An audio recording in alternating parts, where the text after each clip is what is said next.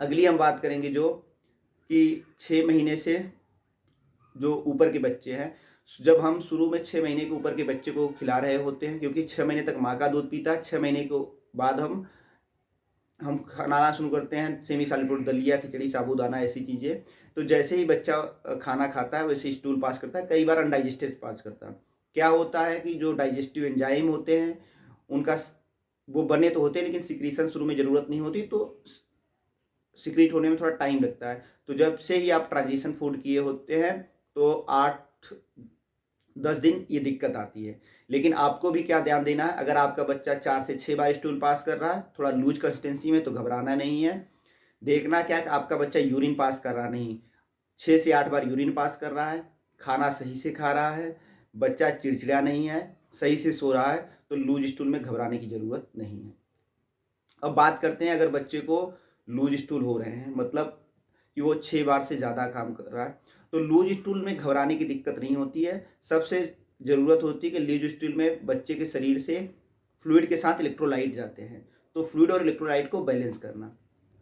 तो अगर आपके बच्चों को लग रहा है कि लूज स्टूल हो रहे हैं, मतलब बच्चा सही से दूध नहीं पी रहा है, चिड़चिड़ा हो रहा है, तो उस वक्त आपको डॉक्टर को दिखाना होता है। उससे पहले भी आपको घरेलू चीज़ें करनी है, जो चीज़ क्या कि बच्चे को ओआरएस का घोल देना है। दवा से ज़्यादा ज़रूरी है ओआरएस का घोल। ओआरएस का घोल डायरिया के लिए, डिहाइड्रेशन के लिए एक रामबाण होता है। अगर आप उसको टाइमली ओआरएस देने लगेंगे तो कभी भी दिक्कत नहीं होगी।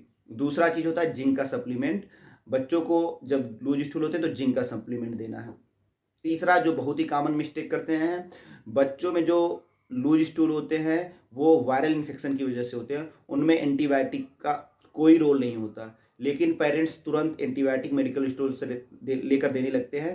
तो आपको कभी भी एंटीबायोटिक तुरंत नहीं देना है। बच्चे को लूज स्टूल हो रहे हैं तो पहला चीज़ को खाना खिलाना बंद नहीं करना है, दूसरा चीज़ कि बच्चे को ओआरएस देना है, तीसरा जिंक देना है। ध्यान देने वाली क्या बात है कि यूरिन 6 बार से ज़्यादा पास कर रहा है, बच्चा चिड़चिड़ा नहीं है, बच्चा खाना पीना सही से खा रहा है, खाना बंद नहीं करना। अब हम बात करेंगे कि क्या चीज़ें पेरेंट्स को जाननी ज़रूरी है। तो दोस्तों, हर पेरेंट्स को ये जानना बहुत ज़रूरी है कि बच्चों में जब लूज स्टूल हो रहे हैं तो वायरल का इन्फेक्शन है जो कि इंटेस्टाइन में हुआ है, वो स्वतः रिकवर कर जाएगा। ये 5 से 7 दिन लगता है। जैसे ही बच्चों को लूज स्टूल होना शुरू होता है, पेरेंट्स तुरंत हो जाते हैं कि कोई दवा जाए जिससे लूज स्टूल बंद हो जाए। ऐसी गलती नहीं करनी है, क्योंकि आप मार्केट में कई प्रकार की दवाई होती है जो एंटी मोटिलिटी ड्रग्स होती हैं, आप उनको देंगे तो आपके बच्चे के लूज स्टूल एक दिन में बंद हो जाएंगे। लेकिन लूज स्टूल बंद हो जाएंगे क्यों? क्योंकि इंटेस्टाइन की मूवमेंट रुक जाएगी, तो इन्फेक्शन रुकेगा नहीं। तो जहाँ पार्ट्स पर रुकेगी वहाँ से पेरिस्टल्सिस रुके जाएगी।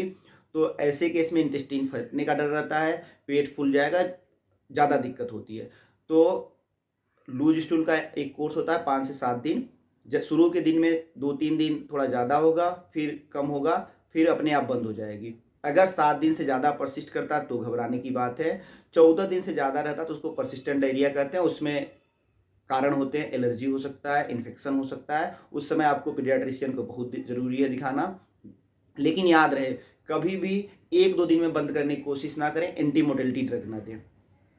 अब हम बात करते हैं कि दवा की ज़रूरत कब पड़ती है, एंटीबायोटिक की जब ज़रूरत पड़ती है। बच्चे को परसिस्टेंट फीवर रह रहा है, मतलब लूज स्टूल के साथ साथ बुखार रह रहा है। दूसरा, बच्चा वोमिटिंग कर रहा है। तीसरा, बच्चा इरिटेबल है।